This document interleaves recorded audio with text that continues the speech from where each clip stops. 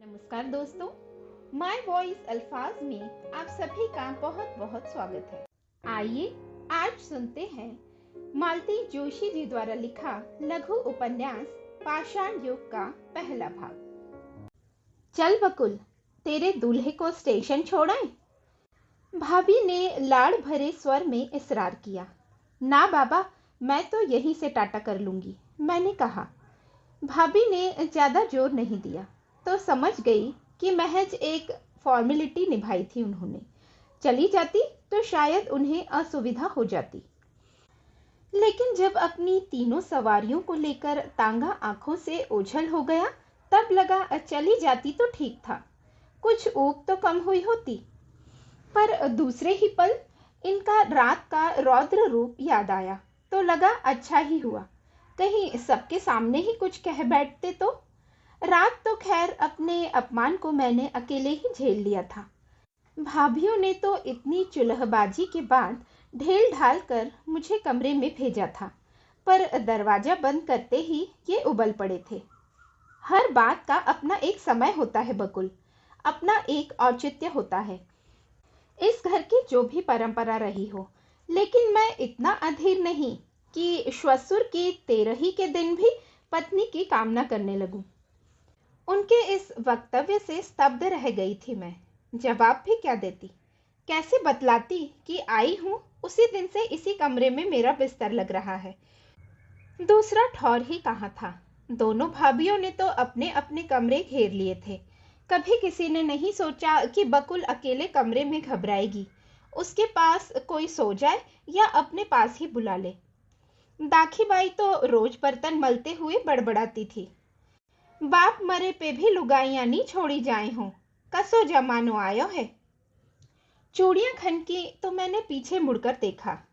दाखीबाई ही थी, सूखे कपड़ों का ढेर समेट रही थी। कंवर साहब गिया काई? उसने पूछा। मैंने सिर हिला दिया। तम नहीं गया साथे? अभी कुछ दिन मम्मी के पास रहूंगी। और ई सब? ये लोग तो कल परसों चले जाएंगे, छुट्टी खत्म हो रही है ना। उसने मुंह बिचका दिया। उसके मन का सारा अविश्वास, सारा तिरस्कार इस भंगिमा में प्रकट हो गया। शिशिर की गुनगुनाती धूप में छत पर खड़ा रहना बड़ा सुखद लग रहा था, पर दाखीबाई का वाचाल साथ रसभंग करने वाला ही था। इसके लिए कोई भी विषय निषिद्ध नहीं था और कई बार वह मुझसे भी कुछ न कुछ कहलवा ही लेती थी। और फिर देर तक मुझे डर लगा रहता कि किसी ने सुन न लिया हो। नीचे कोई आया तो नहीं? मैंने जीने की ओर पैर बढ़ाते हुए पूछा। आया है नी? छोटी भाभी जी बैठी हैं बड़ा कमरा में। मेरा दिल बैठने सा लगा। इन दिनों आने वालों का तांता लगा हुआ था। हॉल तो कभी खाली ही नहीं रहता था। पापा की लोकप्रियता का सजीव प्रमाण था यह। पहले पहल तो ढेर सारे लोग देखकर खुशी होती थी, लगता था इतने सारे लोग हमारे दुख में हिस्सा बटा रहे हैं। लेकिन अब तो दहशत सी होने लगी है। बार बार वही जुमले बोलकर मुंह का स्वाद जाता रहा है और प्रत्येक बार आगंतुक को रिपोर्ट सी देनी होती है। अजय कब आया, अभय कब आया, कितने दिन ठहरेंगे, शकुन क्यों नहीं आई, और फिर दीदी के विवाह की अप्रिय चर्चा। इन सब से बचने के लिए मैंने पिछले दरवाजे से जाना ही ठीक समझा। दबे पांव जीना उतरकर मैं बगीचे की ओर मुड़ गई। हॉल के नीचे से गुजर रही थी, तभी सुना छोटी भाभी नाटकीय शैली में बता रही थी। हाय, मैं तो इतनी घबरा गई थी, डेड बॉडी को लाइफ में फर्स्ट टाइम देखा था ना। ओह, इट वॉज टेरिबल। इतनी कोफ्त हो आई। आखिर यह सब कितनी बार कहा जाएगा? और डेड बॉडी क्या रोज देखने की चीज है? कौन ऐसा अभागा होगा? सच तो यह है कि इस तरह की बातें कहने से दो काम सिद्ध होते हैं। एक तो अपनी नजाकत का बखान हो जाता है, दूसरी यह भी साबित हो जाता है कि पापा की मृत्यु के समय केवल यही लोग उपस्थित थे, और अगर थे भी तो आश्चर्य क्या है? आखिर नागदा से इंदौर की दूरी ही कितनी है? इन्हें तो समय पर पहुंचना ही था, लेकिन कितनी बार यह प्रसंग सुनाया जाएगा? यूं ही जलते भुनते मैंने पिछले दरवाजे से भीतर पैर दिया तो मसालों की सुगंध ने स्वागत किया। समझते देर नहीं लगी कि बुआ जी किचन में विराजमान है। आई हैं, उसी दिन से उन्हें शिकायत है कि महाराज खाना ठीक से नहीं बनाता, इसीलिए अक्सर कुछ न कुछ अपनी पसंद का छौंक लेती हैं। आज तो बुआ जी बड़ी जल्दी खाना बन रहा है। मैंने एक कुर्सी खींचकर आसन जमाते हुए कहा, अरे आज गीता भवन जाऊंगी। महाराज बोला कि बड़े अच्छे प्रवचन हो रहे हैं वहां। और सुन तो, अजय कहाँ गया है? स्टेशन गए हैं इन्हें छोड़ने। बहू भी साथ गई है क्या? बड़ी देर से दिखाई नहीं दी। बुआ जी का दिमाग क्या है, पूरा हाजिरी रजिस्टर है। मैंने जवाब दिया तो बोली, अच्छा लगता है ये? लोग तुम्हारे दरवाजे पर मिलने आ रहे हैं और तुम मियाँ बीवी घूमने जा रहे हो। दरअसल उन्हें बच्चों के लिए कुछ। अरे वाह, दुनिया तो बंबई से सामान मंगाती है और ये यहाँ से ले जाएंगी, और बच्चों को साथ ले आती तो क्या छूत लग जाती? कोई बीए एमए की पढ़ाई थी जो मारी जाती? अरे बच्चों का दादा मरा था, कोई ऐरा गहरा नहीं था। हम भी तो अपनी सुमा को लाए ही हैं कि नहीं? छोटी भाभी ने आग में घी छोड़ते हुए कहा। वे पता नहीं कब मेहमानों को विदा करके भीतर आ गई थी। मैंने बेजार होकर मेज पर सिर रख दिया। शोक प्रदर्शन की जैसे होड़ सी लगी हुई है और हर कोई दूसरे से बाजी मार लेना चाहता है, और जिस पर यह दुख का पहाड़ टूट पड़ा है उसकी और किसी का ध्यान ही नहीं है। फूफा जी की मृत्यु पर मैं पापा के साथ बुलंदशहर गई थी, तब देखा था।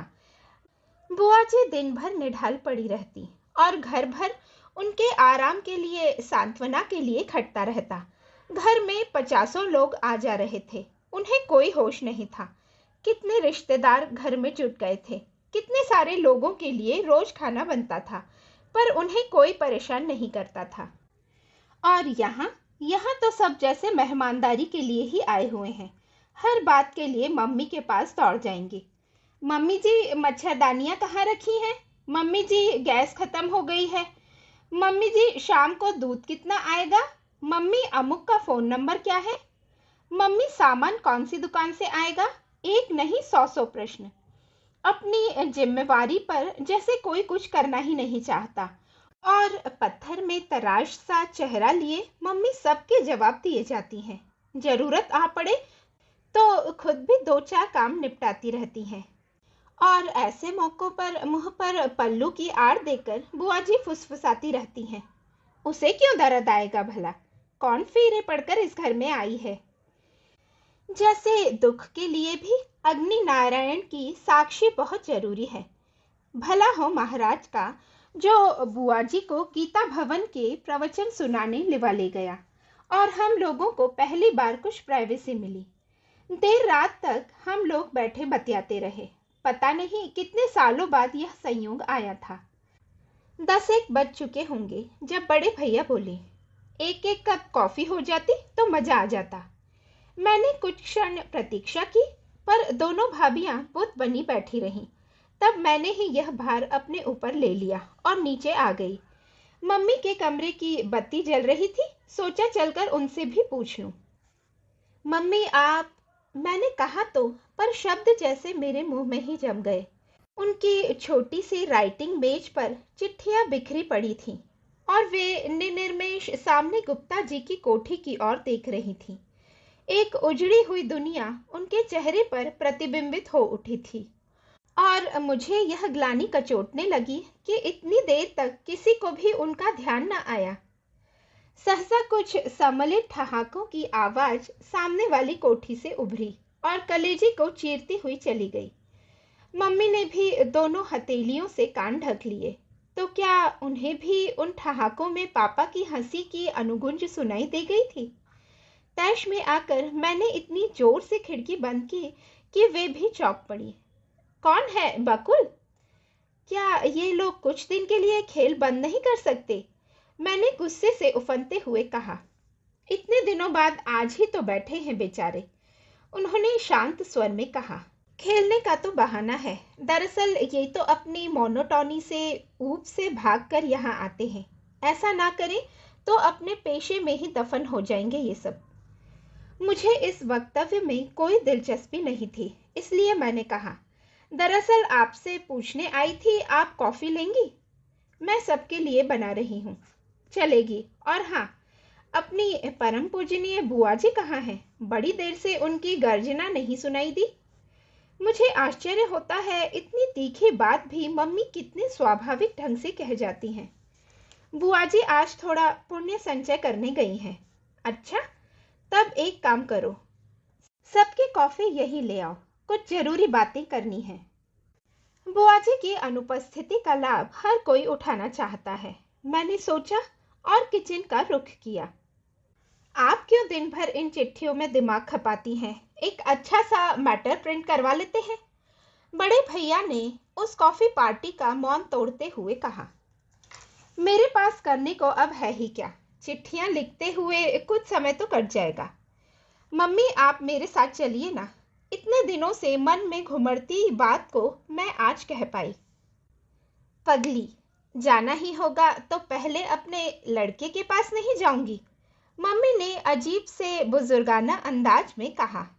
श्योर श्योर, बड़े भैया बोल उठे और काफी देर तक भाभी को इशारा करते रहे, पर जानबूझकर वे एक पत्रिका के पन्ने पलटते हुए उन्हें अनदेखा करती रहीं। बम्बई के अपने 2.5 कमरे वाले फ्लैट में शायद वे मम्मी को एडजस्ट नहीं कर पा रही थी, और छोटे भैया से ऐसी उम्मीद ही व्यर्थ थी। एक अजीब सी चुप्पी कमरे में घिर आई थी। मम्मी ने ही उसे तोड़ते हुए शुरुआत की। मैं ऊपर की मंजिल किराए पर देने की सोच रही हूँ। किराए पर क्यों? इतने बड़े घर में मैं अकेली कैसे रह पाऊंगी, और मुझे पैसों की भी जरूरत है। एक अजीब सी शर्म से हम लोग भीतर ही भीतर सिकुड़ गए। सचमुच मम्मी के हिस्से क्या आया था? सिर्फ यह मकान। पापा की पुस्तकों की रॉयल्टी भी थी, पर वह कितनी होगी? गंभीर विद्वत्तापूर्ण विवेचात्मक पुस्तकें थी वे, उपन्यास तो थे नहीं कि हाथों हाथ बिक जाते। पापा ने अपनी सारी पुस्तकें कॉलेज को दे दी थी। माँ के भारी भरकम गहने बहुओं में और मुझ में पड़ गए थे। थोड़ी बहुत जमा पूंजी थी, उसमें सबका हिस्सा था, और एक प्रोफेसर की कमाई होती ही कितनी है। मम्मी ने ठीक ही तो सोचा है, जीवन यापन के लिए कुछ तो चाहिए। मैं यह सोच रही थी कि यहाँ से जो सामान जिसे अच्छा लगता हो लेते जाओ। उतनी सी जगह में सारा सामान समाएगा नहीं। मम्मी शांत स्वर में कह रही थी। लेकिन मम्मी जी, इतनी देर बाद छोटी भाभी का मुंह खुला। सब लोग आ जाते हैं तो आज भी घर छोटा पड़ता है, फिर तो बहुत ही मुश्किल होगी। सब लोग कब कब आते हैं अनिमा? उनके सामने ही कितनी बार आए हो तुम लोग? मम्मी ने अपने उसी सहज स्वर में चोट की। छोटी भाभी का मुंह इतना सा निकल आया।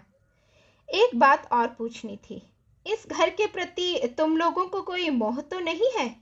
क्या मतलब? मैं इसे शकुन के नाम कर जाना चाहती हूँ। स्तब्ध रह गए हम लोग।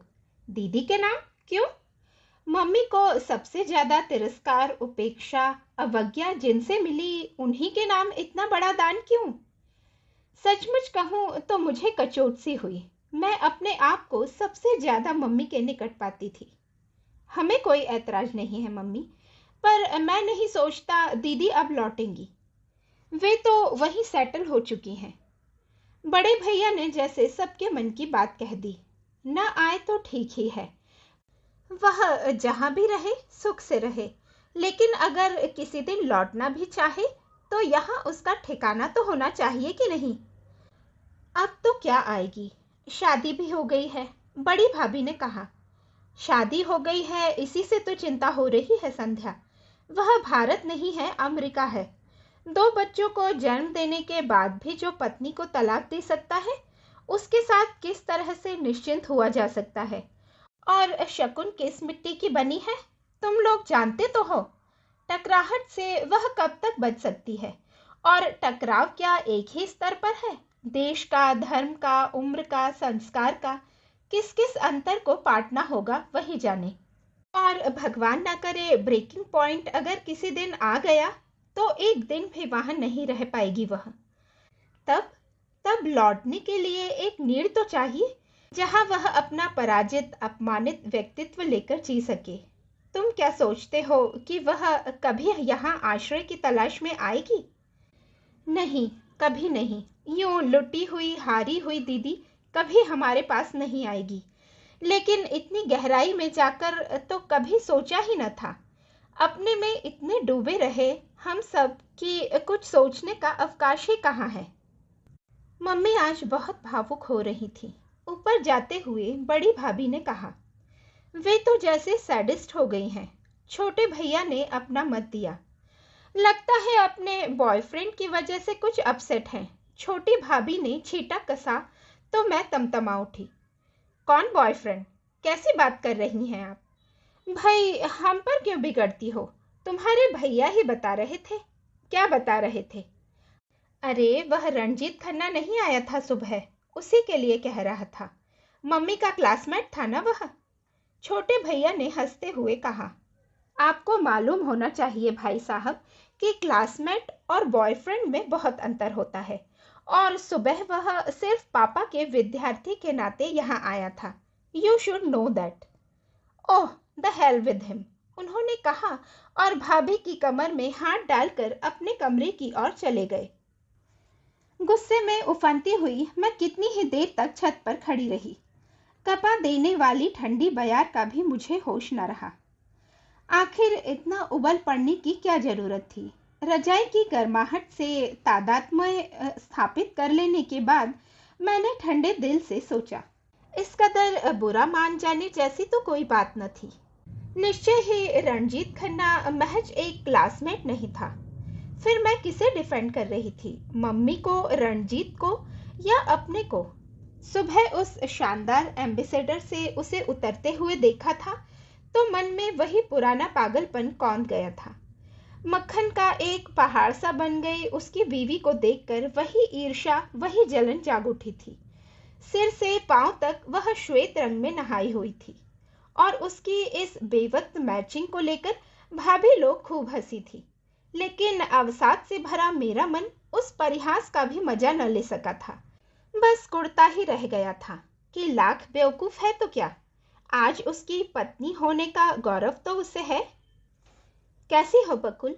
उसने उसी स्नेह सिक्त स्वर में पूछा था। इस बार उसमें थोड़ा अवसाद का पुट भी था और मुझे लगा कि मैं रो पड़ूंगी। मैं तो नहीं, पर मम्मी जरूर उसके सामने रो पड़ी थी। शायद पापा की मृत्यु के बाद वह पहली बार इस तरह खुलकर रोई थी। हम लोग विमूढ़ से देखते रह गए थे। नीरू, मम्मी का आवेग थोड़ा थमने पर रणजीत ने कहा, तुम कुछ दिनों के लिए घर क्यों नहीं चली जाती? तुम्हें भी राहत मिलेगी और भाई साहब भी खुश होंगे। जानती हो तुम्हारे मना करने पर वे कितना महसूस कर गए हैं। अपना आंसुओं से भीगा चेहरा उठाकर मम्मी ने सूखे कंठ से कहा था, कुछ मंजिलें ऐसी होती हैं रंजीत, वहां से लौटने की राह नहीं होती। रात के घुप अंधेरे में यह बात एकदम बिजली की तरह कौंध गई। दीदी की बात कहते हुए मम्मी क्या अपना ही इतिहास नहीं दोहरा रही थी? दीदी की शादी तो महज एक अप्रिय घटना थी, पर मम्मी की शादी तो अपने साथ एक तूफान लाई थी। उम्र के इस पड़ाव पर खड़े होकर पता लगता है मम्मी ने कितना उपहास सहते हुए यह कदम उठाया था। कितना भरा पूरा ममतामय परिवार पीछे छोड़ आई थी और स्वागत को थे चार चार जवान होते हुए बच्चे, जिनके हृदय प्रतिहिंसा और विद्वेष से धधक रहे थे। और पाटनी को कितनी खाइयां थीं, जाति की, भाषा की, संस्कारों की और सबसे बढ़कर उम्र की। कैसे निभाया होगा उन्होंने यह सब? कैसे काटे होंगे ये लंबे 12 वर्ष? कैसे जीवित रख पाई अपनी अस्मिता, अपना अहम? मन एकदम पीछे दौड़ गया था।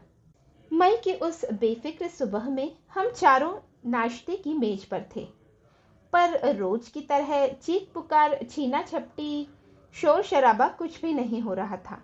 महाराज को अपनी शालीनता से चौंकाते हुए हम लोग चुपचाप कौर मुंह में ठूसे जा रहे थे। मेज के बीचों बीच पड़ा तार का गुलाबी कागज हम सबको मुंह चिढ़ा रहा था। नीरजा से शादी कर ली है, रविवार को पहुंचूंगा। उस छोटे से वाक्य ने जैसे हम सब के मुंह के शब्द छीन लिए थे और फिर एकाएक छोटे भैया मेज पर मुक्का मारकर चीखने लगे। मैं उसे घर के बाहर निकाल दूंगा और बुढ़ऊ को शूट कर दूंगा। बकवास मत करो, बड़े भैया गुर्राए। मुझे तो पहले ही पता था, दीदी बोली। बकवास मत करो, बड़े भैया फिर गुर्राए। किसी को कुछ पता नहीं था, यह केवल सरप्राइज की तरह हुआ, हेटफुल सरप्राइज। बकुल तो बड़ी खुश हो रही होगी। मोस्ट फेवरेट नीरू दीदी। क्या नीरू दीदी तुम्हारी फेवरेट नहीं थी? मैंने तड़प कर कहा और सब एकदम चुप हो गए। मैंने झूठ नहीं कहा था। माँ के बिना भाई भाई करते हुए इस घर के लिए नीरू दीदी सचमुच वरदान थी। हम सभी अपनी अपनी जरूरतों के लिए उनका मुंह ताकते थे। बड़े भैया उनका बुना स्वेटर पहने बड़ी शान से कॉलेज जाते थे। कॉलेज से लौटकर छोटे भैया बड़ी शान से चाय नाश्ते की फरमाइश करते थे। मेरे लिए तो वे सबसे बड़ा आश्रय स्थान थी। माँ की याद जब असह होती तब उन्हीं की गोद में मुंह छिपाकर रो लिया करती थी। इसके अतिरिक्त डिबेट्स के लिए पॉइंट्स तैयार करना, समारोह के लिए फैंसी ड्रेस चुनना, रविवार के दिन धुले हुए बालों को सुलझाना, सारे काम उन्हीं को सौंपकर मैं निश्चिंत हो जाती थी। दीदी के पास इन फालतू कामों के लिए वक्त कहाँ था। एक तो मेडिकल की पढ़ाई, दूसरे किशोर भाई। बस उनका सारा समय इन्हीं में बीतता था। इसलिए हर छोटी छोटी बात के लिए नीरू दीदी का सहारा लेना पड़ता। इस सब के बावजूद उनका यूं अचानक माँ की जगह ले लेना किसी को अच्छा नहीं लगा, मुझे भी नहीं। टैक्सी रुकी तो हम लोग खिड़कियों से झांक झांक कर देखने लगे। अपना सूटकेस लेकर नीरू दीदी उतरी थी, अकेली। वे चटनी कलर की कामदार चंदेरी साड़ी पहने थी। प्यारा सा खूब बड़ा सा जूड़ा बना रखा था। माथे पर बड़ा सा कोल टीका था और मांग में दबदब करती गाढ़ी सिंदूर की रेखा थी। नीरू दीदी एकदम अलग लग रही थी और खूब अच्छी। Hello everybody. कुछ ही पल में उनके अभ्यस्त चरण उन्हें डाइनिंग रूम के दरवाजे तक ले आए थे। दोनों भैया तो पता नहीं कब से खिसक गए थे, लेकिन दीदी अपनी नाराजगी का खुला प्रदर्शन करती हुई उनके सामने से निकल गईं। मुझे कुछ सूझ ही नहीं पड़ा। मैं वही कुर्सी में चिपकी बैठी रह गई। क्षण भर पहले खिले गुलाब सा लगने वाला उनका चेहरा एकदम मुरझा गया। पापा कहाँ हैं? बड़ी देर बाद मैंने पूछा। यूनिवर्सिटी गए हैं, डीन ऑफ फैकल्टीज की मीटिंग थी शायद, उन्होंने बुझी सी आवाज में कहा। इतना गुस्सा हो आया पापा पर? यहाँ परिस्थिति से जूझने के लिए उन्हें अकेले भेज दिया और खुद कायर की तरह यूनिवर्सिटी में जाकर दुबक गए। एकाएक मुझे उन पर ममता हो आई। अपनी कुर्सी खिसकाते हुए मैंने कहा, दीदी आप बैठिए ना, मैं अभी चाय के लिए कहकर आती हूँ। लौट कर देखा नीरू दीदी टेबल पर सर डाले चुपचाप बैठी हैं। आंखों में एक अजीब सा सूनापन घिर आया है। दीदी चाय लीजिए। नाश्ता अभी लेंगी या पापा के साथ? मैंने कुछ न कुछ बोलते रहने की गरज से कहा। तार कब मिला? अभी अभी। बहुत नाराज हो ना तुम लोग? दीदी आप चाय ले लीजिए, ठंडी हो रही है। बकुल। इस बार उनकी आवाज खूब कांप रही थी। प्लीज मुझे मम्मी कह सकोगी? औरों से तो कहने की हिम्मत नहीं है, पर तुम पर शायद थोड़ा अधिकार है। इस औरत के साथ मैं इस घर में नहीं रह सकती। दीदी ने एक दिन अपना फैसला सुना दिया। उनकी इंटर्नशिप शुरू हो गई थी। हर महीने एक छोटी रकम उनके हाथ आ रही थी, इसीलिए वे पापा से इस टोन में बात कर सकी। यह तो अच्छा था कि नीरू दी सॉरी मम्मी वहां नहीं थी। वे बहुत ही कम नीचे उतरती। पापा भी ऊपर अपने कमरे ही में रहते। पहले की तरह वहां दौड़ दौड़ कर जाना अब मुझे अच्छा नहीं लगता। किसी ने ये बातें मुझे सिखाई नहीं थी, पर पता नहीं क्यों अब इच्छा नहीं होती थी। पापा भी अब उतने अपने से नहीं लगते थे। दीदी के चले जाने के बाद एक दिन बड़े भैया ने अपने स्वर में कहा, पापा इस साल मेरा फाइनल है, सोचता हूँ हॉस्टल में रह जाऊंगा तो ठीक से पढ़ाई हो सकेगी। अच्छी बात है, पापा ने कहा। अभय तुम? हॉस्टल? छोटे भैया का दो टूक उत्तर था। मुझे डर हुआ, अब शायद मुझसे पूछेंगे। दरअसल मेरी समझ में कुछ नहीं आ रहा था। घर से बाहर रहने का कभी अवसर नहीं आया था और घर भी अब पहले का सा नहीं लग रहा था। सब लोगों के चले जाने के बाद तो एकदम ही खाली खाली सा लगने लगा था। खाने की मेज पर हम तीनों ही होते, मेरा खूब लाड़ होता, पर मैं पहले की तरह चहकना ही भूल गई थी। घूमने जाते समय मम्मी पापा मुझे साथ ले जाते थे, पर हर बार अपनी उपस्थिति बहुत गैर जरूरी सी लग उठती थी और सारा उत्साह फीका पड़ जाता था। यूं भी घर से बाहर निकलना सुखद नहीं था। लोगों की आंखें और फुसफुसाहटें हमारा पीछा करती होती। छुट्टियां तो हम लोगों ने ताश कैरम के सहारे गुजार दी थी, लेकिन स्कूल कॉलेज खुलते ही हम लोग परेशान हो उठे। लड़कियां इतने ऊटपटांग प्रश्न पूछती, टीचर्स कुछ ऐसी नजरों से मुझे देखती कि भाग जाने की इच्छा हो जाती। और जब ये बातें घर के भीतर भी पहुंचने लगी तो अपमान और लज्जा के ये क्षण बहुत ही कठिन होते, मेरे कारण तो और भी ज्यादा। और इसीलिए एक सुबह मेरे लिए भी हॉस्टल का निर्णय ले लिया गया। दीदी हॉस्टल में मिलने आई थी। छूटते ही बोली, चलो यह भी अच्छा हुआ, सारी भीड़ छट गई। लोग बाग अब जी भरकर हनीमून मनाएंगे। सुनकर अच्छा नहीं लगा। कम से कम पापा का लिहाज तो जरूरी था, लेकिन इतना ऊंच नीच दीदी रानी कब सोचती थी। शुरू शुरू में हॉस्टल में अच्छा नहीं लगा था। रविवार की बेसब्री से प्रतीक्षा रहती। पापा लेने आते तो लगता पिंजरे से छूटकर भाग रही हूँ। घर का दिनों दिन निखरता रूप अच्छा लगता। बरामदे में खड़ी बाट जोहती मम्मी बहुत अपनी सी लगती। पर धीरे धीरे यह कार्यक्रम रूटीन बन गया और उसमें भी ऊब महसूस होने लगी। सहेलियों को छोड़कर घर के उस एकांत सुनसान में जाने से जी कतराने लगा। रविवार की छुट्टी बर्बाद करने की इच्छा नहीं होती। अच्छा हुआ मम्मी पापा जल्दी ही इसे समझ गए। वैसे भी इन्हें समझाने के 100 बहाने मेरे पास थे, कभी पढ़ाई का, कभी पिकनिक, तो कभी पिक्चर का। उस दिन हम सबको स्कूल बस से पाताल पानी ले जाया गया था। फॉल के सिरे पर बस के रुकते ही हम सब लोग कूद पड़े थे। एक होड़ सी थी, उबड़ खाबड़ सी पहाड़ी सीढ़ियों को लांघकर कौन सबसे पहले पानी के पास पहुंचेगा। मैं सबसे आगे थी, क्योंकि बीसों बार देखी हुई जगह थी मेरी। लेकिन कुछ दूर जाकर ही मैं ठिठक गई। सामने कुछ दूर पर किशोर भाई अपनी मोटरसाइकिल लिए दोस्तों के साथ खड़े थे। जीजा जी, मैंने आवाज दी और दौड़कर उनके पास पहुंच गई। दीदी लोग डांटेंगी, इसका भी ध्यान नहीं रहा। जीजा जी नमस्ते, मैंने खुशी से किलकारियां भरते हुए कहा। उन्होंने पलट कर देखा, चेहरे पर जैसे बर्फ जमी हुई थी। मेरा नाम जानती हो बकुल? बहुत ही सख्त स्वर में उन्होंने कहा। मुझे मेरे नाम से बुलाया करो। मैं फटी फटी आंखों से देखती रह गई। पीछे से किसी ने पुकारा, तब जाकर होश आया कि मैं अपना ही तमाशा बना रही हूँ। किसी तरह चलकर अपने ग्रुप तक पहुंच पाई मैं। आउटिंग का सारा मूड तो हवा हो ही चुका था। उसके कई दिनों बाद दीदी से मुलाकात हो पाई थी। उन्हें देखते ही अपमान की कड़वी याद ताजा हो आई और मेरी आंखें डबडबा आई थीं। आज कहानी यहीं तक। फिर मिलते हैं दूसरे व अंतिम भाग के साथ। तब तक खुश रहिए, स्वस्थ रहिए और अच्छी अच्छी कहानियां सुनते रहिए। धन्यवाद।